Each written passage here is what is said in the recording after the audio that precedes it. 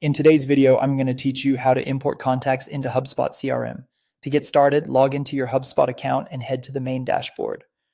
Once you're inside, there are two common ways to reach the import area. You can go through data management and then data integration, or you can open the contacts menu and select contacts. Both paths will take you where you need to go, so use whichever feels more familiar in your account layout. When you arrive at the contacts or data import area, look to the top right corner of the screen and click Import.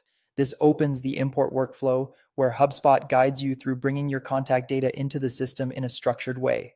Next, choose Start an Import, then select Import a file from a computer and click Next. This tells HubSpot that your contact list is stored in a file on your device, rather than coming from another app or sync connection. After that, select one file, then one object, and choose Contacts. Then click Next again. This is an important selection because it tells HubSpot you're importing a single file that only contains contact records. If your file includes only people and their contact information, this is the correct setup.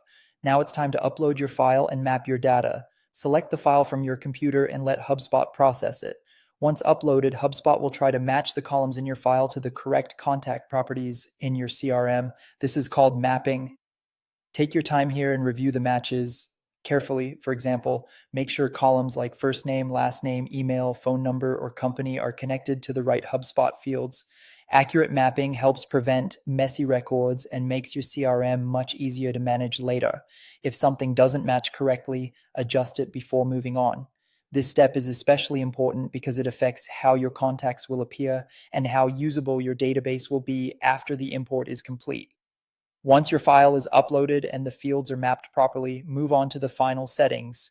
Review the import details, confirm everything looks correct, and finish the process. This is the last checkpoint before HubSpot creates the contact records in your CRM.